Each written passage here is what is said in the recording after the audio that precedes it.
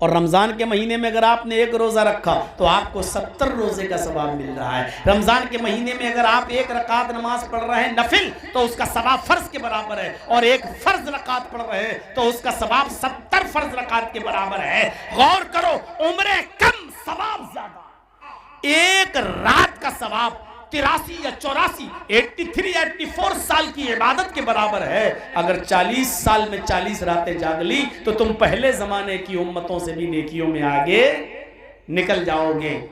अल्लाह ताला ने हमारी उम्मत की उम्रें कम रखी हैं लेकिन सवाब ज्यादा रखा है, सवाब ज्यादा रखा है। हम इस कम उम्र में बहुत ज्यादा सवाब पा सकते हैं। आप एक नमाज पढ़ने गए जोहर की, आपको एक रकात का सवाब नहीं मिला, आपको 10 का सवाब मिला। आपने एक रोजा रखा, आपको एक रोजे का सवाब नहीं मिला, आपको 10 रोजों का सवाब मिला। सबसे अफजल महीना कौन सा है? रमजान। लेकिन इसको सबसे अफजल बनाने वाली चीज को क्या है? रमजान को सबसे मुबारक और सबसे अजीम महीना बनाने वाली चीज क्या है? वो है कुरान।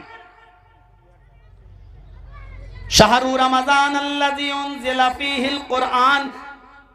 रमजान का महीना वो महीना जिस महीने में कुरान नाजिल हुआ। कुरान जिस महीने में नाजिल हुआ, अल्लाह ने उस महीने को भी सैयदुल शुहूर बना दिया।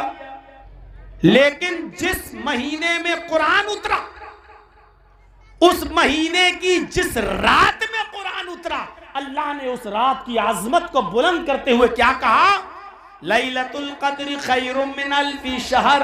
शब कदर का जागना, जिस रात में कुरान नाजिल हुआ, उस रात में अल्लाह की इबादत करना 1000 महीनों की इबादत से बढ़कर है।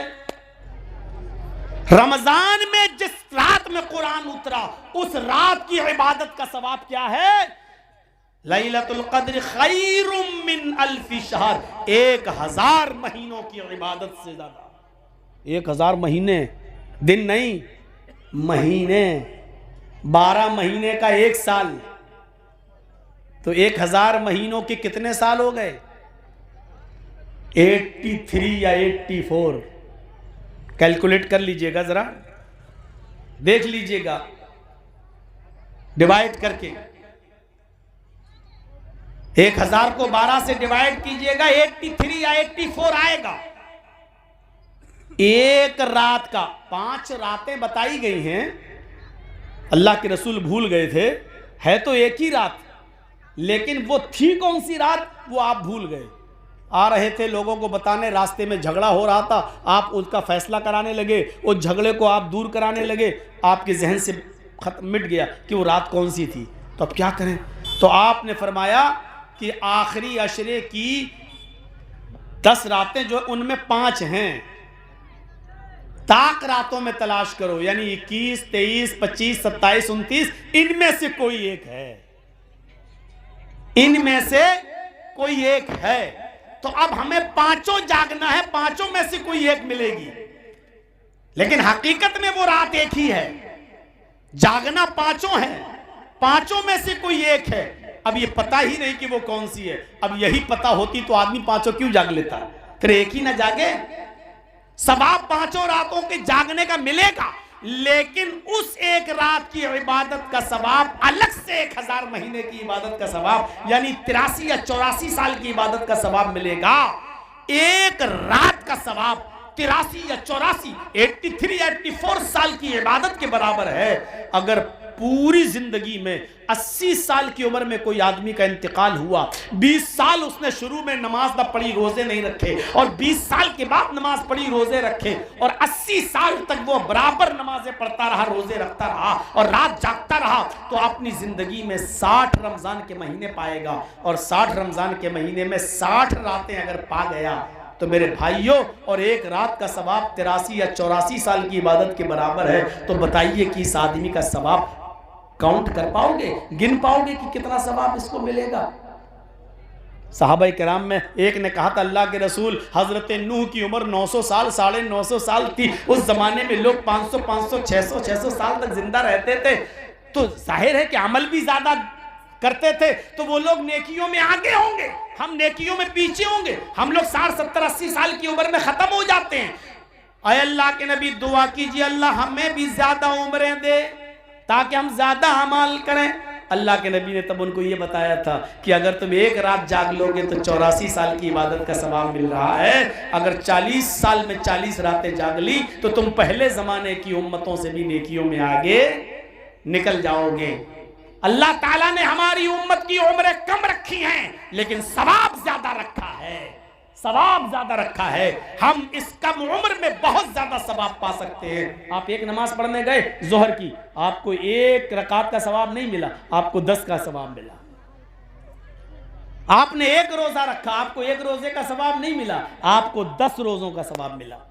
और रमजान के महीने में अगर आपने एक रोजा रखा तो आपको 70 रोजे का सवाब मिल रहा है। रमजान के महीने में अगर आप एक रकात नमाज पढ़ रहे हैं नफिल तो उसका सवाब फर्ज के बराबर है, और एक फर्ज रकात पढ़ रहे हैं तो उसका सवाब 70 फर्ज रकात के बराबर है। गौर करो, उम्रें कम सवाब ज्यादा। तो मेरे भाइयों हमारी उम्रें कम है, वक्त कम है, लेकिन सवाब ज्यादा रख दिया है ताकि हम कयामत के दिन पिछली उम्मतों से सवाब में पीछे न रह जाए। ये कुरान जो फरिश्ता लेकर आया, भाई जिब्राइल अलैहिस्सलाम क्या थे? एक फरिश्ते थे। तौरात लेके आए फरिश्ते थे, जबूर लेके आए फरिश्ते थे, आम फरिश्तों की तरह, कोई हैसियत नहीं, जो सबकी वो इनकी। लेकिन जिब्राइल को तमाम फरिश्तों का सरदार कब बनाया गया? जब जिब्राइल कुरान करीम लेकर जनाब मोहम्मद रसूलुल्लाह सल्लल्लाहु अलैहि वसल्लम के ऊपर आए, आपके पास आए। अल्लाह ने कहा जिब्राइल तुम कुरान जैसी मुकद्दस किताब लेकर हमारे नबी के पास जा रहे हो, अब तुम मामूली फरिश्ते नहीं रहे हो। इस कुरान की बरकत से आए जिब्राइल तुम्हें सैयदुल मलाइका का खिताब दिया जा रहा है। अल्लाह ताला ने कुरान की बरकत से जिब्राइल अलैहिस्सलाम को सैयदुल मलाइका बना दिया। क्या मकाम अता किया, आपके समझ में आ रहा है ना? मक्का को उम्मुल कुरा बना दिया, रमजान को सैयदुल शुहूर बना दिया, रमजान की उस रात को जिस रात में कुरान उतरा उसको खैरुम मिन अल्फी शहर, 1000 महीनों की इबादत से बढ़कर बता दिया। जिब्राइल कुरान लेकर आए तो सैयदुल मलाइका तमाम फरिश्तों का सरदार बना दिया। और जिब्राइल जिस नबी पर कुरान लेकर आए अल्लाह ने उस नबी को सैयदुल इमामुल अंबिया, तमाम नबियों का इमाम बना दिया। अंदाजा लगाइए कुरान की बरकत। ये कुरान जिस नबी पर नाजिल हुआ अल्लाह ताला ने उस नबी को इमामुल अंबिया बना दिया, तमाम नबियों का इमाम। बैतुल मक़दिस में आपने तमाम नबियों की इमामत की, सारे नबी आपके पीछे खड़े हैं, मुहम्मद रसूलुल्लाह आगे खड़े हैं। आपने उनको नमाज पढ़ाई और सारे नबियों ने आपके पीछे नमाज पढ़ी। अल्लाह ने आपको इमामुल अंबिया बना दिया। और सुनो मेरे भाइयों, कुरान जो लोग पढ़ते हैं और कुरान जो लोग पढ़ाते हैं अल्लाह ताला ने इनके मकाम को, इनके मर्तबे को भी बुलंद कर दिया। अल्लाह के नबी फरमाते हैं खैरुकुम मन तअल्लमल कुरान व अल्लमा, तुम में सबसे बेहतर लोग वो हैं जो कुरान को खुद सीखते हैं और दूसरों को सिखाते हैं। कुरान का पढ़ने वाला दुनिया का सबसे अच्छा तालिब इल्म और कुरान का पढ़ाने वाला दुनिया का सबसे अच्छा उस्ताद। ये है उलमा का मकाम और ये है इल्म का मकाम। मैं ये नहीं कह रहा हूं कि केमिस्ट्री मत पढ़ो, मैं ये नहीं कह रहा हूं फिजिक्स मत पढ़ो, मैं ये नहीं कह रहा हूं बायो मत पढ़ो, मैं ये नहीं कह रहा हूं आपसे कि आप मैथ मत पढ़ो। कुरान जब कोई इंसान पढ़ेगा और कुरानी तालीम हासिल करेगा तो ये सारी चीजें तो उसको ऑटोमेटिकली पढ़ना पड़ेंगी, वरना कुरान को कैसे समझोगे? कुरान सारे उलूम का सरचश्मा है, हर इल्म है कुरान के अंदर। बल्कि आज के जमाने में जो science, math bio, physics, chemistry वगैरह आज के ज़माने में जो पढ़ा है वो बहुत जल्दी और बहुत आसानी के साथ कुरान को समझ लेता है, और ये चीजें न पढ़ने वाला आसानी से कुरान को नहीं समझ पा रहा है। डॉक्टर शिव शक्ति स्वरूप का नाम आपने सुना होगा, ना सुना हो तो सुनो, मैं मिल चुका हूं। भोपाल की सरजमीन पर एक डॉक्टर हैं जिनका पहले नाम था शिव शक्ति स्वरूप, MBBS MS डॉक्टर। कौन से? MBBS MS सर्जन, छोटे मोटे सर्जन नहीं, बड़े सर्जन। किसी मुस्लिम दोस्त ने इनको इंग्लिश में कुरान दे दिया कि आप इसका मुताला करिए, स्टडी करिए। डॉक्टर शिव शक्ति स्वरूप अपना काम भी करते रहे, हॉस्पिटल भी देखते रहे, और कभी मौका मिलता तो कुरान पढ़ते गए। जब वो 18वें पारे में सूरह मोमिन पर पहुंचे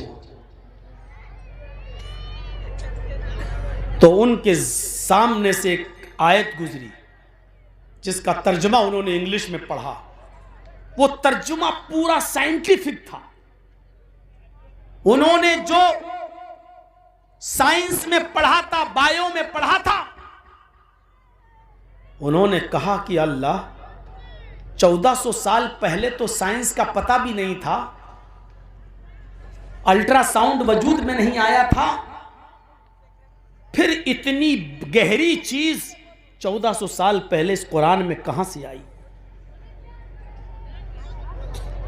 लक़द ख़लक़नल इंसान मिन सुलालतिन मिन तीन थुम्मा जअलनाहु नुत्फ़तन फ़ी क़रारिन मकीन थुम्मा ख़लक़नन नुत्फ़ता अलक़तन फ़ख़लक़नल अलक़ता मुज़ग़तन फ़ख़लक़नल मुज़ग़ता इज़ामन फ़कसौनल इज़ाम लहमा। कुरान की आयतें वो पढ़ते हैं, इसके तर्जमे पर गौर करते हैं। सुनो इसका तर्जुमा। लक़द ख़लक़नल इंसान मिन सुलालतिन मिन तीन, हमने इंसान को मिट्टी के खुलासे से पैदा किया, मिट्टी के सत से पैदा किया, मिट्टी के एसेंस से पैदा किया। थुम्मा जअलनाहु नुत्फ़तन फ़ी क़रारिन मकीन, फिर हमने नुत्फे को एक मजबूत ठिकाने पर पहुंचा दिया। कुरान लेकर आने वाले मोहम्मद को कैसे मालूम कि वो नुत्फा बच्चेदानी में जाकर मजबूत ठिकाने पर पहुंच जाता है? ये तो आज की अल्ट्रासाउंड मशीन बताती है। मियां बीवी मिले, हस्बैंड वाइफ का ताल्लुक कायम हुआ, पानी का कतरा रहमे मादर में गया, पानी की हकीर बूंद रहमे मादर में गई, बच्चेदानी के अंदर गई, वो इतनी मजबूत जगह पर पहुंच जाती है कि सुबह जब औरत उठती है तो नाश्ता भी बनाती है, खाना भी बनाती है, बर्तन भी धोती है, पोछा भी लगाती है, चलती भी है, फिरती भी है, लेटती भी है, लेकिन पानी का वो कतरा जहां पहुंच गया वहां से टस से मस नहीं होता, वहां से हिलता डुलता नहीं, वो अपने मकाम पर पहुंचकर अपना काम करना शुरू कर देता है।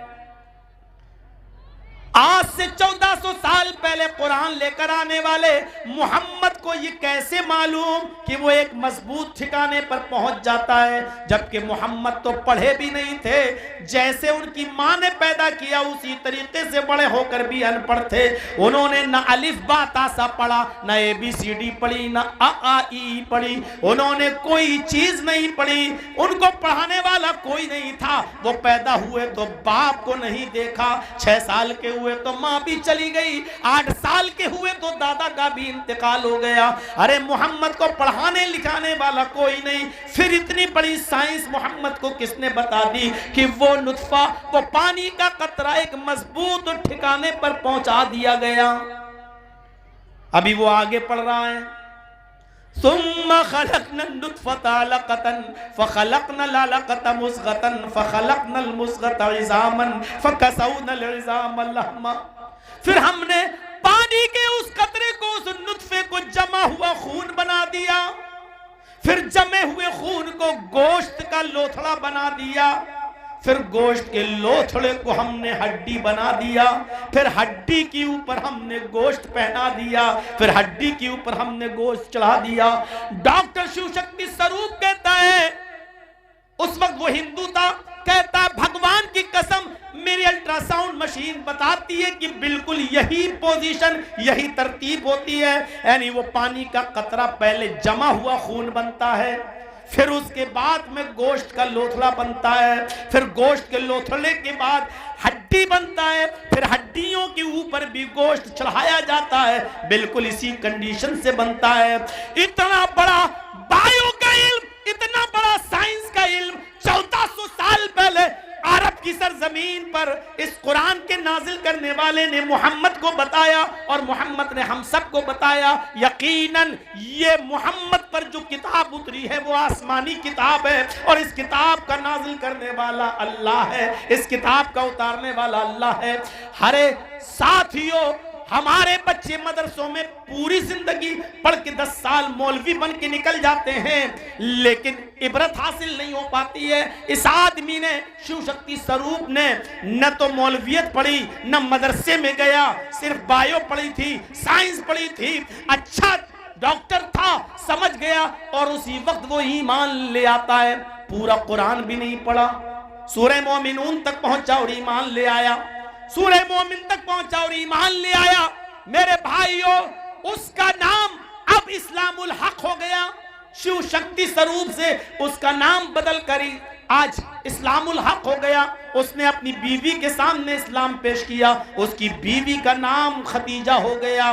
फिर उसने अपनी बेटी को भी दावत दी और उसकी बेटी भी इस्लाम ले आई। उसकी बेटी आज आयशा के नाम से जानी जाती है, आज भी पढ़ती है, और एमएस के आखिरी साल में यानी एमबीबीएस कर चुकी है, वो भी एमएस कर रही है, अपने बाप के नक्शे कदम पे चल रही है। आज भी वो हाथों में गिलेव्स और पैरों, हाथों में गिलेव्स और पैरों में सॉक्स पहन के जाती है, आज भी वो नकाब लगा के जाती है, आज भी वो कॉलेज में बैठते हुए चेहरा नहीं खोलती है। हमारे यहाँ मदरसों की बच्चियां भी, मदरसों में पढ़ने वाली लड़कियां भी जलसों में जलेबियां खरीदती हुई नजर आएंगी, चूड़ियां खरीदती हुई नजर आएंगी। पर्दा सीखना हो तो इनसे सीखो। मैं कहना ये चाहता था मेरे भाइयों कि जो लोग साइंस, फिजिक्स और केमिस्ट्री पढ़े वो ज्यादा कुरान को समझने वाले हैं। क्यों? क्योंकि कुरान इन उलूम का सरचश्मा है, इन उलूम से भरा पड़ा है। ज़कात कितनी है? साहिब इस्तिताअत पर 40 रुपए में 1 रुपया, 100 रुपए में 2.5 रुपए, 1000 में 25 रुपए, 1 लाख में 2500 रुपए, ऐसी जोड़ते जाओ। 50 लाख रुपए में कितनी ज़कात निकलेगी? फंस जाओगे। 1 करोड़ में कितनी ज़कात निकलेगी? 5 करोड़ में कितनी निकलेगी? फिर उसमें कहीं उश्र है खेती में, कहीं 10वां हिस्सा है, कहीं 20वां हिस्सा है।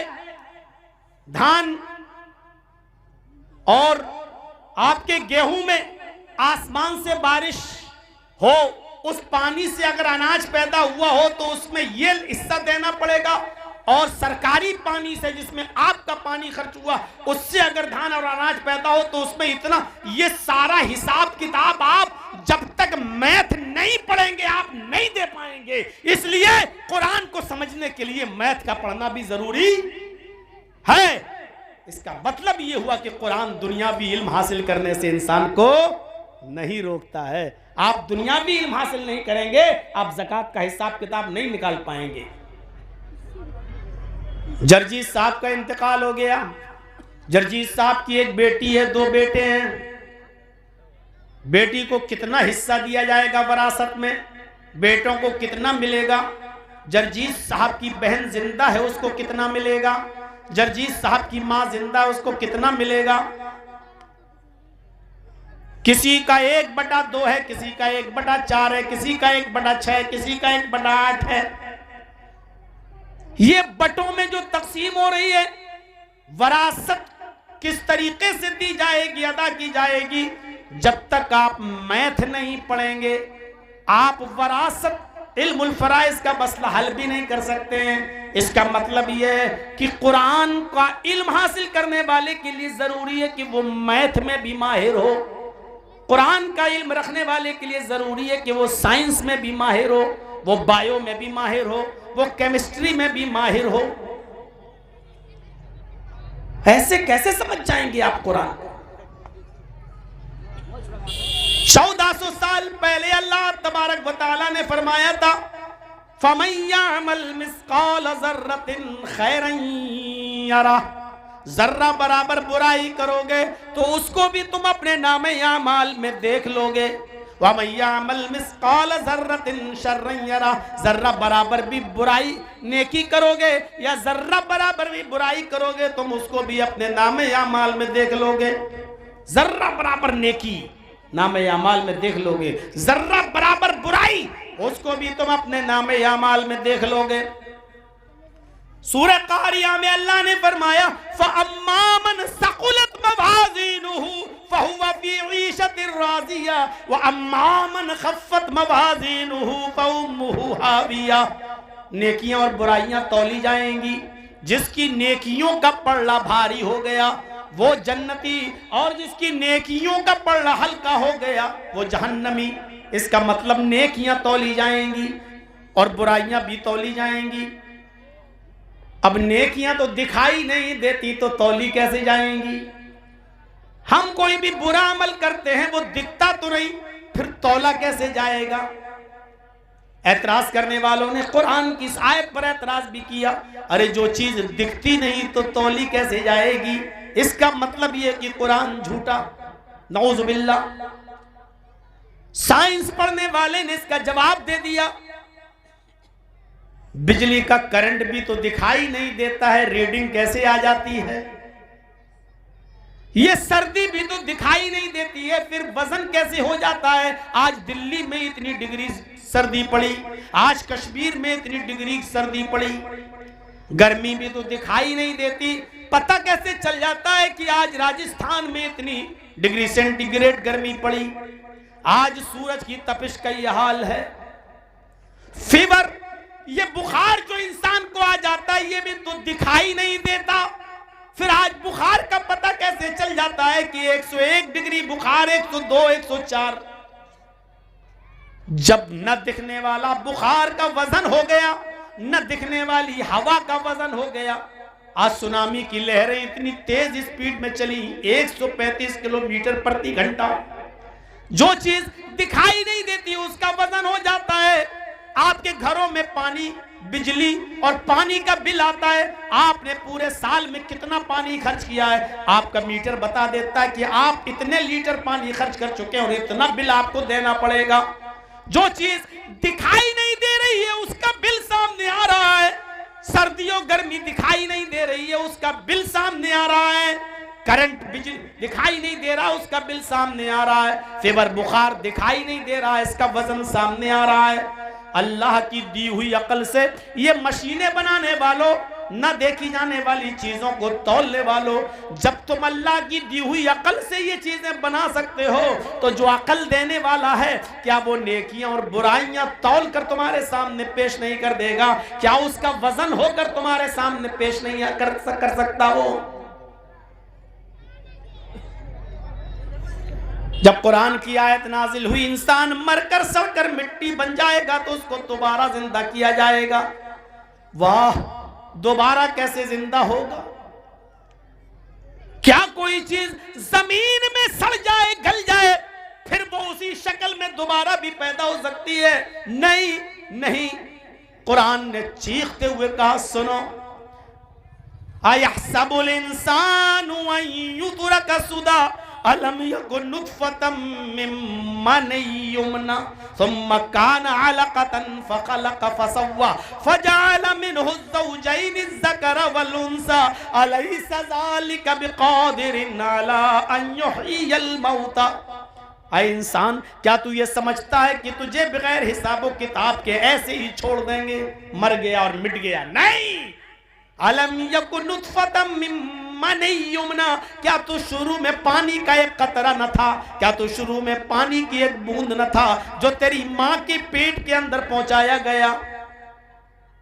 सुम्मा काना अलकतन फखलक फसव्वा, अल्लाह ने उस पानी के कतरे को मुख्तलिफ मराहिल से गुजारा, गोश्त का लोथ जमा हुआ, खून बनाया, गोश्त का लोथड़ा बनाया, हड्डियां बनाया, उसी पानी के कतरे से भेजा बनाया जो उंगलियों में मसल दो, और उसी पानी से इतनी मजबूत खोपड़ी बनाई जिसको हथौड़ा मारो तब जाकर टूटे, उसी पानी के कतरे से कान बनाए जिससे तुम सुन लेते हो, और उसी पानी के कतरे से तुम्हारी आंखें बनाई, दो चमकते हुए ट्यूबलाइट दिए, तुम्हारे दिमाग में हजारों तारों का कनेक्शन डाला और तुम्हारी आंखों को चमकाकर तुम्हारी आंखों में रोशनी पैदा कर दी।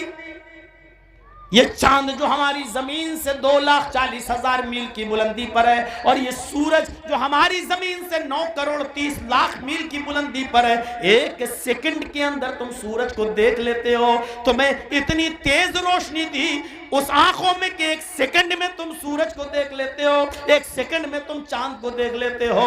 इतनी तेज स्पीड रोशनी तुम्हारी आंखों में उसने डाली, और फिर उसी से अल्लाह ने तुम्हारे उंगलियों के पोर भी बनाए, पकड़ने के लिए हाथ बनाया, चलने के लिए पैर बनाया, धड़कने के लिए दिल बनाया, सारी चीजें अल्लाह ने बनाई। और बनाने के बाद ऐसे ही नहीं, फजअल मिन्हु ज़ौजैनि ज़कर वल उन्सा, रहमे मादर में तेरी माँ खाना खा रही थी और मैं तेरे माँ के पेट में तेरा सर बना रहा था, तेरी माँ रोटियां बेल रही थी, तेरी माँ के पेट में मैं तेरा पैर बना रहा था, तेरी माँ सो रही थी और मैं तेरी माँ के पेट के अंदर तेरे कान और तेरी आंखें बना रहा था। ऐ मेरे बंदे, बनाने के बाद ऐसे ही नहीं छोड़ा, अपनी हिकमत से तू दुनिया में जाएगा तो लड़का बनकर जाना तेरा ठीक है, या लड़की बनकर जाना तेरा ठीक है। ये मेरी हिकमत और दानाई की दलील है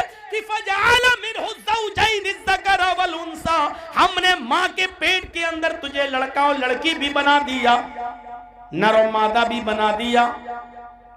ये काम जब मैं पहली बार बहुत आसानी के साथ तेरी माँ के पेट में कर सकता हूँ और तुझे बाहर निकाल सकता हूँ आसानी से, तो अलैसा ज़ालिका बिक़ादिरिन अला अन युह्यिल मौता, अगर जर्रा बराबर भी तुम्हारी खोपड़ी में अकल है तो बताओ, जब पहली बार ये सब कर सकता हूँ तो तेरे मरने के बाद हम तुझे दोबारा जिंदा नहीं कर सकते क्या? तुझे इस दुनिया से मिटाने के बाद सड़ाकर गलाकर दोबारा तुझे हम जीवित नहीं कर सकते? अरे जब तक तू था ही नहीं तो तुझे ले आया, अब तेरे आने के बाद इसी जमीन में मरने और मिटने के बाद भी हम तुझे अब दोबारा जिंदा नहीं कर सकते। ये तेरी कैसी अकल है? और दुनिया साइंस भी यही कहती, ताजा दाना जमीन में डालते हो, वो पहले सड़ता है, गलता है, अपना नामो निशान मिटाता है, उसके बाद में उसमें कली फूटती है, फिर उसके बाद में वो जमीन से बाहर आता है और दोबारा खिलखिलाने लगता है। तो एक इंसान को कब्र में गाड़ो, सड़ जाए, गल जाए, मिट जाए, तो क्या फिर उससे उसकी कली नहीं फूट सकती है और उसको हम दोबारा जीवित नहीं कर सकते हैं? मेरे प्यारे साथियों, गौर करो, ये सब कुरान हमें बतला रहा है और इसको समझने के लिए साइंस की सख्त जरूरत है। इसलिए मदरसों में सिर्फ बच्चों को मुल्ला मौलवी बना के मत छोड़ो। 5,000 रुपए में नमाज पढ़ाने वाला मौलवी बनाकर मत छोड़ो। मदरसों में दीन के साथ साथ दुनियावी तालीम भी रखो, कंप्यूटर भी रखो, साइंस भी रखो, टेक्नोलॉजी भी रखो, बच्चों को मैथ भी पढ़ाओ, क्योंकि कुरान की तालीम हासिल करने के लिए जरूरी है कि दुनियावी तालीम भी हासिल की जाए। इन तमाम तालीमात को हासिल किए बगैर मेरे भाइयों आप सही हक अदा नहीं कर सकते, सही सिफ्त की तरफ आप नहीं जा सकते। कुरान ने 1400 साल पहले कहा, इज़ा शम्सु कुव्विरत, सूरज की रोशनी को हम लपेट लेंगे। जब सूरज की रोशनी लपेट दी जाएगी, आज साइंस बताती है कि सूरज धीरे धीरे अपनी रोशनी कम करता जा रहा है। सूरज की रोशनी धीरे धीरे कम हो रही है, और सूरज जितनी रोशनी कम करता है, ये जमीन उतनी थोड़ी सी ऊपर बढ़ जाती है, ऊपर की तरफ आ जाती है, क्योंकि जमीन को सूरज की जितनी गर्मी चाहिए जीवित रहने के लिए, तो जमीन सूरज की उतनी गर्मी को लेने के लिए ऊपर की तरफ बढ़ जाती है। धीरे धीरे सूरज की गर्मी कम होती जाएगी और जमीन धीरे धीरे ऊपर की तरफ बढ़ती जाएगी। एक दिन ऐसा आएगा कि जमीन बढ़ते बढ़ते सूरज और जमीन के दरमियान सिर्फ 1 मील का फासला रह जाएगा। उसी को अल्लाह के नबी ने फरमाया, तकूनु शम्सु यौमल क़यामत का मिक़दार मील, क़यामत के दिन ये सूरज जमीन से 1 मील के फासले पर होगा। सारी गर्मी उसकी जमीन के ऊपर पड़ रही होगी, इंसान पसीने में डूब रहा होगा, और यही दिन यौमुल आखिर, आखिरी दिन होगा, यही दिन लास्ट डे होगा, यही दिन डे ऑफ जजमेंट, फैसले का दिन होगा। सूरज वहीं पर अपनी जगह पर रुक जाएगा, इसलिए उस दिन का नाम पड़ गया यौमुल क़यामा, ठहर जाने का दिन। सूरज अपनी जगह पर ठहर जाएगा, फिर लोगों के हिसाब व किताब शुरू होंगे, और 50,000 साल का दिन होगा। 50,000 साल का दिन, उस तरफ नहीं जाना चाहता। मेरे भाइयों, जब आप साइंस पढ़ेंगे तभी तो समझेंगे कि सूरज की गर्मी कैसे लिपट रही है, कैसे कम हो रही है। अल्लाह ने फरमाया समाउन फतरत, ये आसमान फट जाएगा। साइंस पढ़ोगे तभी तो समझोगे कि आसमान कैसे फटेगा। वइज़ल बिहारु सुज्जिरत, समंदर भड़का दिए जाएंगे। आसमान से जब चीजें गिरेंगी तो सूरज भी गिरकर जमीन के ऊपर गिरेगा। जब सूरज जमीन के ऊपर गिरेगा तो सूरज के अंदर जलने वाली गैस जलाएगी, आग लगाने वाली गैस आग लगाएगी।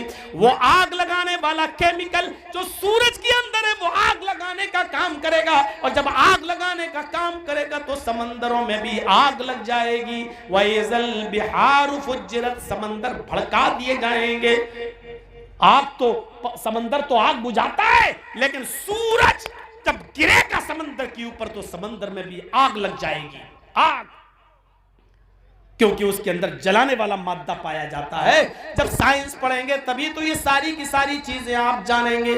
मेरे प्यारे साथियों, गौर करो, कुरान को समझना है तो आपको साइंस, फिजिक्स, केमिस्ट्री, मैथ सब पढ़ना पड़ेगा। इसलिए कुरान हमें दुनियावी तालीम हासिल करने से मना नहीं करता है, हमें दीन के साथ साथ दुनियावी तालीम भी हासिल करने की जरूरत है। मेरे भाइयों, लौ अंज़लना हाज़ल कुरआन अला जबलिन लराइतहु खाशिअन मुतसद्दिअन मिन खशियतिल्लाह, हमने इस किताब को, इस कुरान को अगर किसी एक बहुत ऊंचे पहाड़ के ऊपर भी नाजिल किया होता, लराइता, तो आए मोहम्मद सल्लल्लाहु अलैहि वसल्लम आप उस पहाड़ को देखते, खाशिअन मुतसद्दिअन, वो झुका जा रहा होता, फटा जा रहा होता। बहुत आसान उर्दू के अल्फाज इस्तेमाल कर रहा हूं ताकि मैं अपनी बात आपके जहन में बिठा सकूं। अगर हमने इस किताब को, कुरान को किसी बहुत बड़े पहाड़ पर भी नाजिल किया होता तो आप देखते ऐ नबी उस पहाड़ को कि वो झुका जा रहा होता, फटा जा रहा होता, मिन खशियतिल्लाह, अल्लाह के खौफ से, अल्लाह के डर से। कुरान हम इंसानों पर नाजिल हुआ है, अगर हमने पहाड़ को दिया होता तो पहाड़ जैसी मजबूत चीज भी अल्लाह के डर से झुक जाती और फट जाती। आए इंसानों, इस कुरान के नाजिल होने के बाद अल्लाह के खौफ से तुम्हारा दिल क्यों नहीं फटता? वतिलकल अम्तालु नज़रिबुहा लिन्नास, ये मिसालें हम लोगों के सामने इसलिए बयान करते हैं लअल्लहुम यतफक्करून, ताकि वो गौर करें, ताकि वो फिक्र करें, सोचें। ये है कुरान की अहमियत। अल्लाह ने कहा पहाड़ पर नाजिल किया होता तो वो भी फटा जा रहा होता, झुका जा रहा होता। इन्ना नहनु नज़्ज़लना ज़िक्र व इन्ना लहू लहाफ़िज़ून। हमने तौरात भी नाजिल की, हमने इंजील भी उतारी, हमने ज़बूर भी उतारी, लेकिन तौरात को जब नाजिल किया तो हमने उसकी हिफाजत की जिम्मेदारी नहीं ली। देखो तौरात बदल गई। हमने ज़बूर को नाजिल किया लेकिन उसकी हिफाजत की जिम्मेदारी नहीं ली। देख लो ज़बूर भी चेंज हो गई। हमने इंजील को नाजिल किया लेकिन इंजील की भी हिफाजत की जिम्मेदारी हमने नहीं ली। इसलिए देख लो इंजील भी बदल गई, बाइबल भी बदल गई, लेकिन इस कुरान करीम को भी हमने नाजिल किया और इसकी हिफाजत की जिम्मेदारी भी हम ले रहे हैं। इन्ना नहनु नज़्ज़लना ज़िक्रा, इस जिक्र को, इस कुरान को नाजिल करने वाले भी हम हैं। व इन्ना लहू लहाफ़िज़ून, और इसकी हिफाजत भी हम ही करेंगे। इसकी हिफाजत की जिम्मेदारी जब अल्लाह ने ली तो देख लो 1400 साल पहले जिस कंडीशन में नाजिल हुआ था और आज भी उसी कंडीशन में है और क़यामत की सुबह तक भी इसी कंडीशन में रहेगा। कुरान करीम का ज़बर और ज़ेर तो बहुत दूर की बात, एक नुक्ता भी नहीं बदला जा सकेगा। क़यामत की सुबह तक कोई इसके अंदर कोई तब्दीली नहीं कर सकता। एक बदकमाश, एक जाहिल, एक बेगैरत इंसान उठा वसीम रिजवी के नाम से, जो कुरान को चेंज करने की बात करता था, कुरान को बदलने की बात करता था। कुरान से 40 आयतों को निकालने की एप्लीकेशन उसने सुप्रीम कोर्ट के अंदर दी। सुप्रीम कोर्ट ने उल्टा उसी के ऊपर जुर्माना लगा दिया, उसकी एप्लीकेशन को रिजेक्ट कर दिया। जो कुरान को बदलने चले थे अल्लाह ने उन्हीं को बदल डाला। मेरे भाइयों, वसीम रिजवी से उनको त्यागी बना दिया।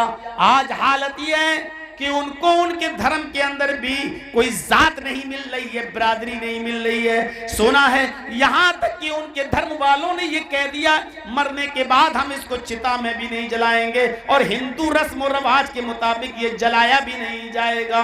मेरे भाइयों, अब मुसलमानों ने भी कह दिया और शिया हजरात ने भी कह दिया हम इसको अपने कब्रिस्तान में दफन भी नहीं करेंगे। न खुदा ही मिला न विसाले सनम, न इधर का रहा न उधर का हुआ। जो कुरान को बदलने चले थे खुद ही बदल गए।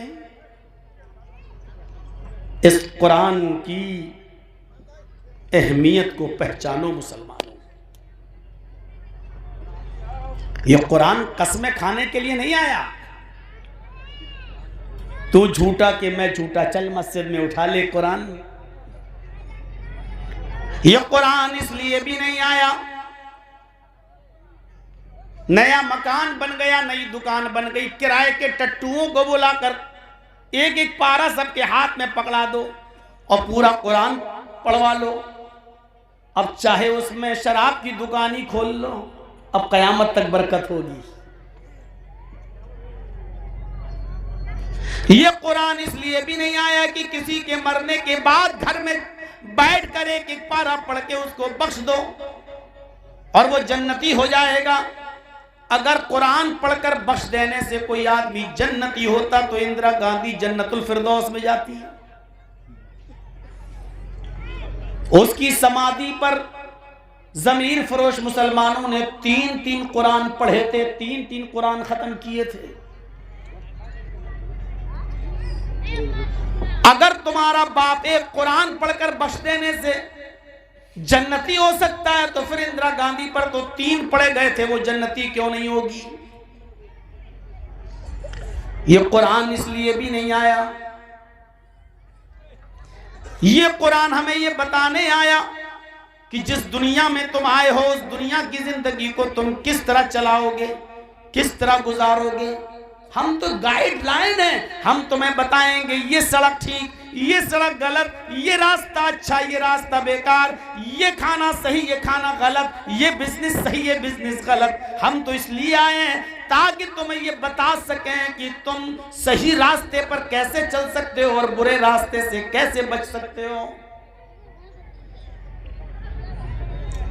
चीखते हुए ऐलान करता, इन्ना हदैनाहु सबीलैन इम्मा शाकिरन व इम्मा कफूरा।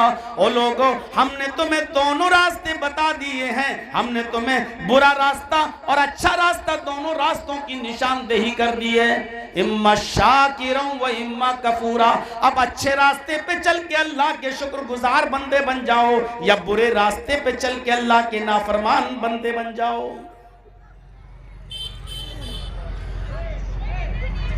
इसीलिए कुरान तुम्हें हर बात का जवाब देता हुआ नजर आएगा। दुनिया की और दूसरी किताबों में ये जवाब आपको नहीं मिलेंगे। तौरात से पूछो, जबूर से पूछो, इंजील से पूछो, बाइबल से पूछो।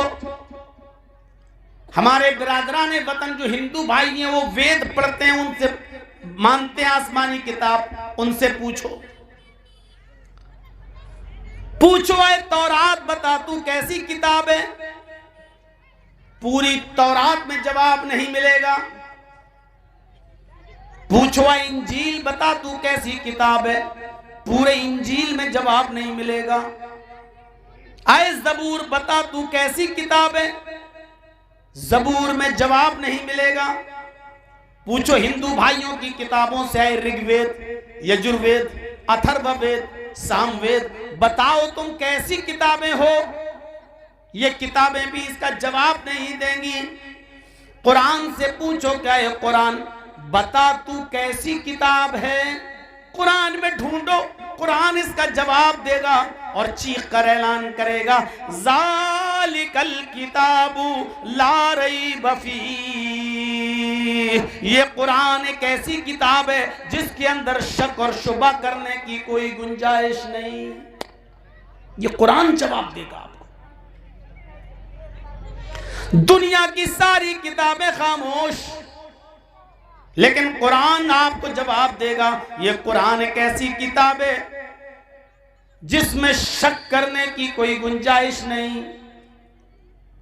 तौरात से पूछो किन लोगों के लिए तुझे उतारा गया है, जबूर से पूछो किन लोगों के लिए उतारा गया है, इंजील से पूछो किन लोगों के लिए तुम आई हो, वेदों से पूछो तुम किन लोगों के लिए भेजे गए हो। न तौरात जवाब देगी, न जबूर, न इंजील, वेद भी खामोश नजर आएंगे। कुरान से पूछो, आए कुरान तू किन लोगों के लिए आया है, आए कुरान तू किन लोगों के लिए उतारा गया है, कुरान जवाब देगा, हुदल लिल मुत्तकीन।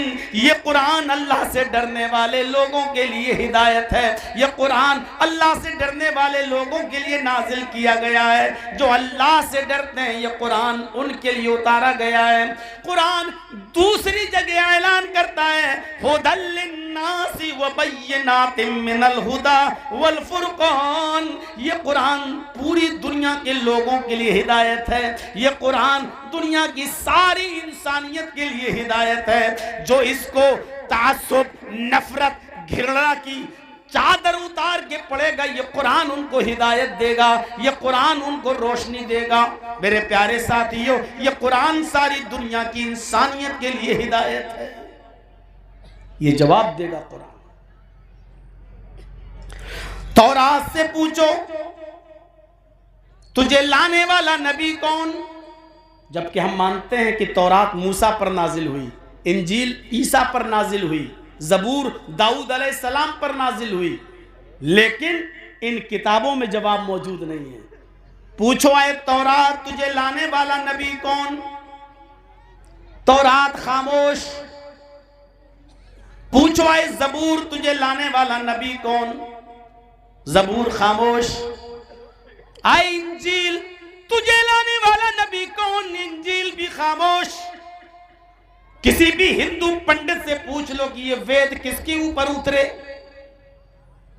कौन सा नबी लेके आया।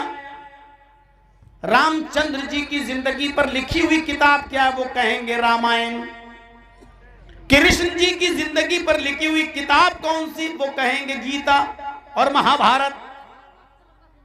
पूछो फिर ये वेद कैसी किताबें हैं, पूछो ये वेद का लाने वाला कौन है। ये आसमानी आकाशीय ग्रंथ इनको मानते हो, आसमानी किताबें तुम इनको मानते हो, तो इन किताबों का लाने वाला नबी कौन? कोई पंडित इसका जवाब नहीं दे पाएगा।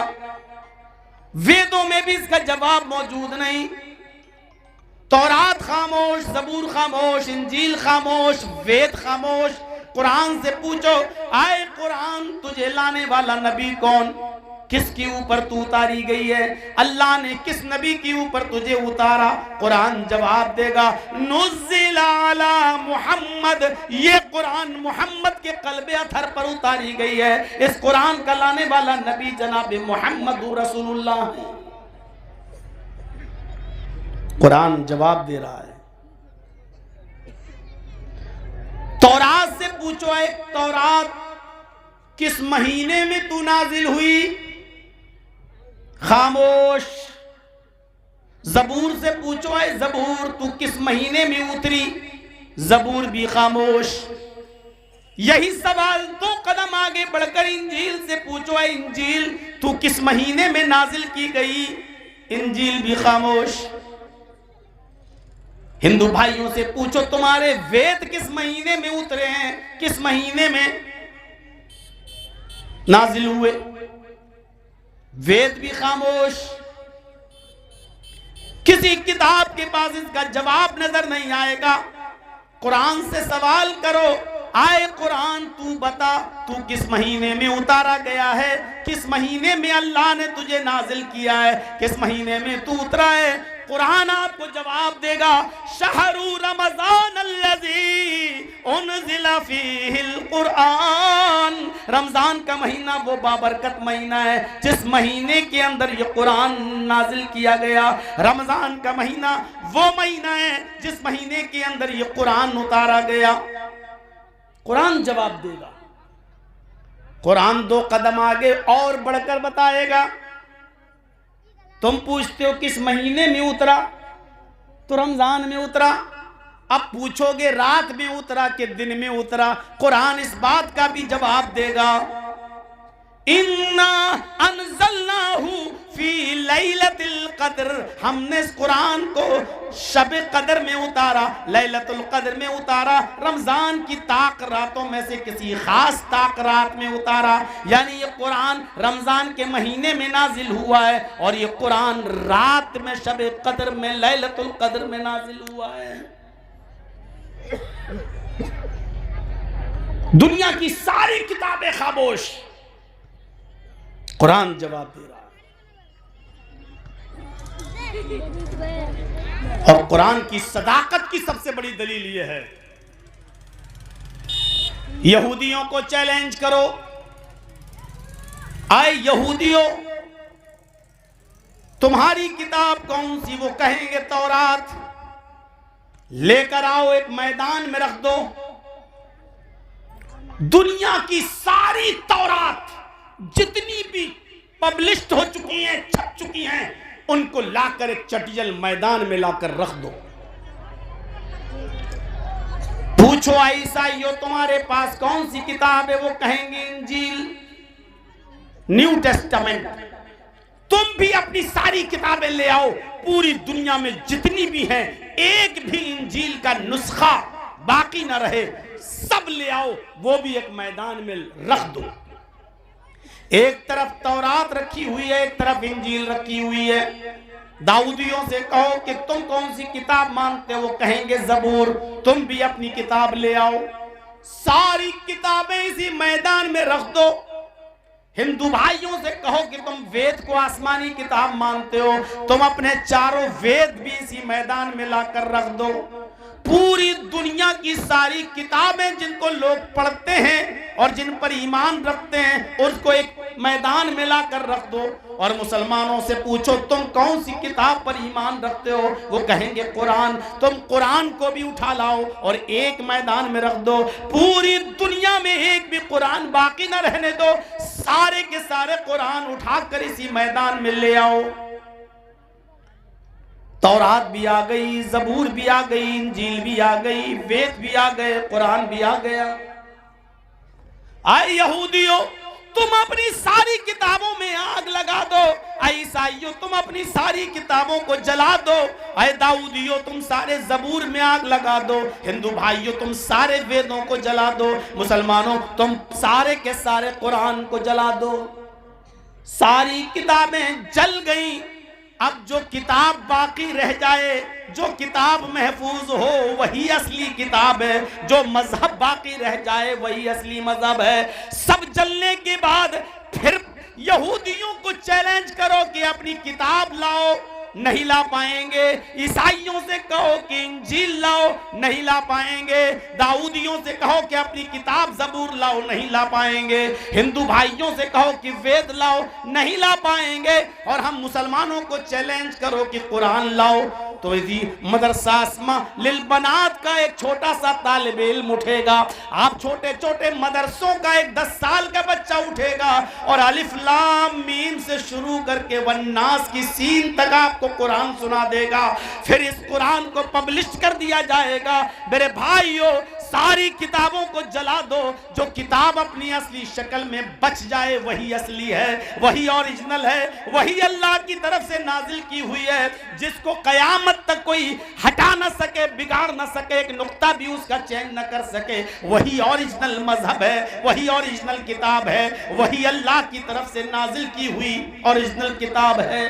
गौर करके देख लो मेरे भाइयों, चले ये चिपिद्दी और चिपिद्दी के शोर में कुरान को बदलने के लिए, जो 3 में न 13 में,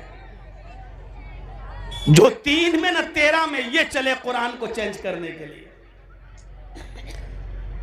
तुमसे पहले भी तुम्हारे बाप दादा उठे तुम्हारे ही जैसे, वो नहीं बदल पाए, तुम बदलोगे?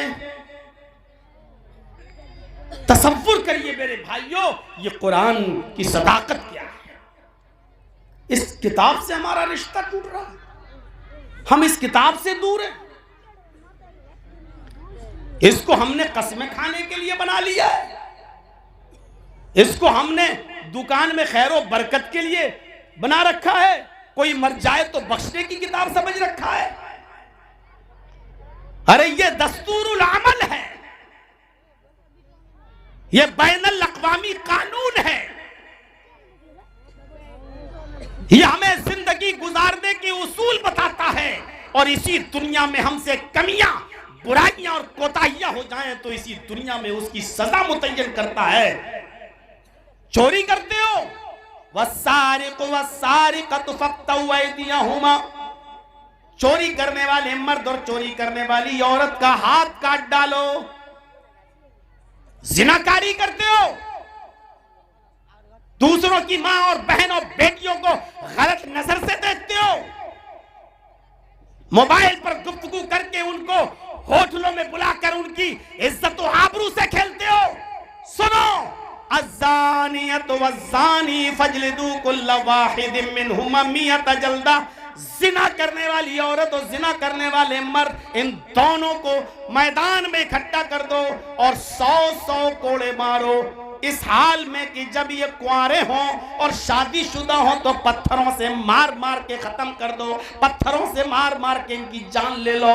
ये कुरान ये सदा मुतय्यन करता है। इसीलिए इस दुनिया के बनाने वाले ने बताया है कि इस दुनिया को कैसे चलाओगे, दूसरों की बहनों बेटियों की हिफाजत कैसे होगी, तुम्हारे बेटों की हिफाजत कैसे होगी, चोरी से अपने मुआशरे को कैसे साफ किया जाएगा, बचाया जाएगा। आप उस गाइडलाइन पर अमल करेंगे तो ये दुनिया चलेगी। इस गाइडलाइन से हट जाएंगे तो वही हाल होगा जो आज मोदी जी का है पिस्टन फाइल खुलने के बाद। गाइडलाइन से हटोगे तो तुम्हारा भी वही हाल होगा। कौन सा हाल? हर जगह मारे जाओगे, काटे जाओगे, परेशान किए जाओगे, लिंचिंग होगी तुम्हारी, कोई हैसियत नहीं होगी तुम्हारी। दुनिया के किसी भी मुल्क में जाकर देख लो आज हमारी हैसियत क्या है। पाकिस्तान में मस्जिदों में बम फोड़े जा रहे हैं, वहां हम चैन और सुकून के साथ नहीं। ईरान का हाल देख लो आज किस कंडीशन में है। सीरिया के अंदर हमारी कंडीशन देख लो क्या है। मिस्र के अंदर हमारी पोजीशन देख लो क्या है। जॉर्डन के अंदर हमारा हाल देख लो क्या है, लीबिया के अंदर हमारा हाल देख लो क्या है, फिलिस्तीन के अंदर हमारी पोजीशन देख लो क्या है। ज़ुरिबत अलैहिमुज़्ज़िल्लतु वल मस्कना। दुनिया के किसी दौर में मुसलमान इतना जलील नहीं था, इतना रुस्वा नहीं था, इतना बेइज्जत नहीं था, इतना जलील और इतना इंसल्टेड नहीं था जितना आज के इस दौर में है। खुद अपने भारत के अंदर देख लो आपकी हालत क्या है और आपकी कंडीशन क्या है। आप अपने आप को जिंदा समझते हो? आप समझते हो कि हम जिंदा हैं? मर चुके हो, मर, रूह निकलना बाकी है। आईसीयू पर लेटे हुए हो आप, वेंटिलेटर पर सोई हुई कौम को मौलाना जर्जीस खिताब कर रहा है, और वेंटिलेटर पर सोई हुई कौम सिर्फ इस इंतजार में रहती है कि डॉक्टर कब उसको मरा हुआ घोषित कर दे। आप अपने आप को जिंदा समझते हो? आप यही नहीं समझ पाते हो कि हमारा अच्छा क्या है और हमारा बुरा क्या है। आपके अंदर इतनी अकल नहीं है अपने आप को फैसला करने की कि इस वक्त हमें कहां जाना है, किस करवट जाना है, क्या रुख बदलना है। हमारी कंडीशन, मेरे भाइयों, एक नॉर्मल किस्म की गाय खरीदेंगे ना तो वो भी 15 से 20 हजार की मिलेगी। एक नॉर्मल किस्म का बकरा बकरी खरीदोगे तो वो भी 8-10 हजार से कम की नहीं मिलेगी। एक नॉर्मल किस्म का कुत्ता भी खरीदोगे तो वो भी 4-5 हजार से ज्यादा कम का नहीं मिलेगा। एक नॉर्मल किस्म का कुत्ता, उसकी कीमत 4-5 हजार से कम नहीं है। लेकिन हमारे वोट की हैसियत 100 रुपए, 1000 रुपए, 500 रुपए है। जो दे दे हम उस पार्टी को वोट दे देंगे। अपने आप को जिंदा समझते हो? अरे तुम्हारी हैसियत तो उस कुत्ते से भी कम है जो कम से कम 4-5 हजार का बिकता है। तुम्हारे जमीर 400 और 500 में बिकने वाले वोट के वक्त, और अपने आप को तुम जिंदा समझते हो? ये सोई हुई कौम है, ये बेहिस कौम है, ये वेंटिलेटर पर सोती हुई कौम है, वेंटिलेटर पर पड़ी हुई कौम है। जो चाहता है तुम्हारा मजाक उड़ाता है, जो चाहता है तुम्हें लूट लेता है, जो चाहता है तुम्हारी जज्बात से खेल के चला जाता है, और तुम अपने आप को बहुत बड़ा सूरमा समझते हो, बहुत बड़ा बहादुर समझते हो। तुम वेंटिलेटर पर लेटी हुई और सोई हुई कौम हो। डॉक्टर को मरा हुआ घोषित करने की देर है। बस मैंने कह दिया जो कहना था, और जिसको समझना था वो समझ गया होगा कि मौलवी जर्जीस ने क्या कहा। मेरे भाइयों, गाइडलाइन ये कुरान है, इसके मुताबिक हमें अपनी जिंदगी को गुजारना है, इसके मुताबिक हमें अपनी जिंदगी को परखना है। कुरान हैसियतें बदलता है, हम जानते नहीं ये कुरान क्या है। सुनिए, दिल चाहता है कि आज आपको बता दूं कुरान कितनी अजीम किताब है, आपको बता दूं। और सुनिए, जुआ मक्के में होता था, शराब मक्के में पी जाती थी कुरान के नाजिल होने से पहले। जिनाकारी मक्के में होती थी, खाने काबा का तवाफ औरतें बिल्कुल नंगी होकर बरहना होकर किया करती थी, कपड़े का एक तार नहीं। ये मक्के की हैसियत थी। सीरत की किताबें पढ़िए, मक्के को लोग उम्मुल खबाइस कहते थे, सारी बुराइयों की जड़, सारी बुराइयों की मां मक्का। शराब इतनी पीते थे कि उनके घर में जब बच्चा पैदा होता था तो सबसे पहले उसके मुंह में शहद का कतरा नहीं, मां अपने दूध का कतरा नहीं डालती थी, शराब का ड्रॉप, शराब के कतरे उसके मुंह में डाले जाते थे। जुआ इतना खेला जाता था, रकम हार गए तो मकान लगा दिया, मकान हार गए तो बीवी लगा दी, और बीवी भी जुए में हार गए तो अपनी 15, 16, 18 साल की जवान बेटी जुए में लगा दी। ये जुए का हाल था। लड़की पैदा होती थी, 4 साल तक उसको पालने और पोसने के बाद कहा जाता था बीवी नहला इस बच्ची को, अच्छे कपड़े पहना। जैसे किसी को फांसी दी जाती हो तो उसको पहनने के लिए नए कपड़े दिए जाते हैं, फांसी के तख्ते पर लटकाने से पहले उसको नए कपड़े पहनाए जाते हैं, उसको नहलाया जाता है, और उसके बाद में फिर उसको फांसी के तख्ते पर ले जाया जाता है। इसका बाप कहता था अपनी बीवी से, मेरी बेटी को नहला, खुशबू लगा, नया कपड़ा पहना। मां अपनी बेटी को नहलाती थी, धुलाती थी, नए कपड़े पहनाती थी और फिर 4 साल की इस बच्ची को इसका जालिम बाप हाथ पकड़ के मेले के बहाने ले जाता था और जंगल में गड्ढा पहले से खुदा होता था, धक्का देता था, ऊपर से मिट्टी डाल के उसको पाट देता था और वो अब्बू अब्बू चीखती और चिल्लाती रहती थी और जब तक वो मर नहीं जाती थी तब तक वहां से आता नहीं था। और जब यकीन कर लेता था कि मेरी बेटी अब मर गई होगी तब वो आता था अपने मोहल्ले में और जश्न मनाता था, अपने दोस्तों के साथ शराब का दौर चलता था।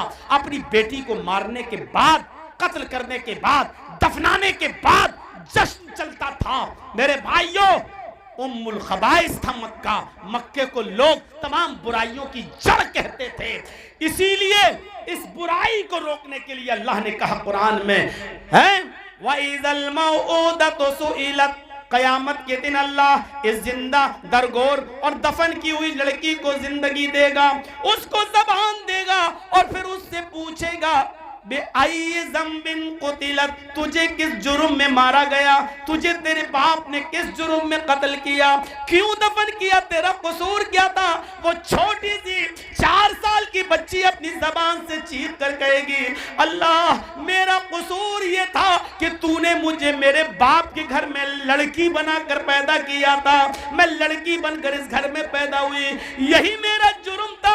मेरे प्यारे साथियों, ये मक्का उम्मुल खबाइस, तमाम बुराइयों की जड़, तमाम बुराइयों की मां था। लेकिन अल्लाह ने जब मक्के में कुरान नाजिल किया, अल्लाह ने जब मक्के में कुरान उतारा, अल्लाह ने जब मक्के में कुरान उतारा तो कुरान की बरकत से उस मक्के को उम्मुल कुरा बना दिया, सारी बस्तियों की मां बना दिया।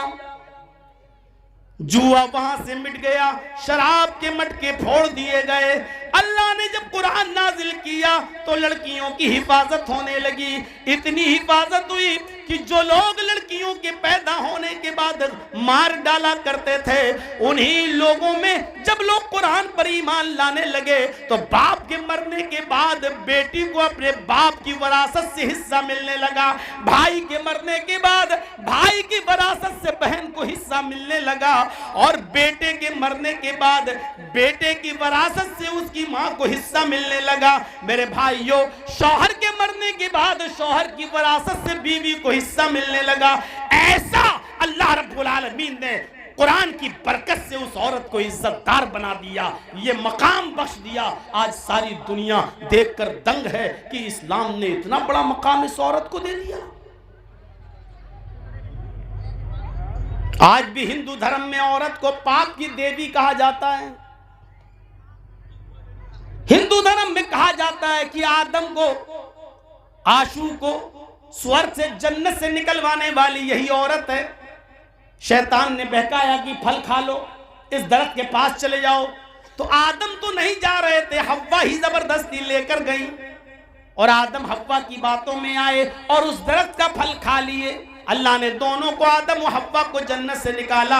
आदम तो नहीं जा रहे थे लेकिन हव्वा लेकर गई।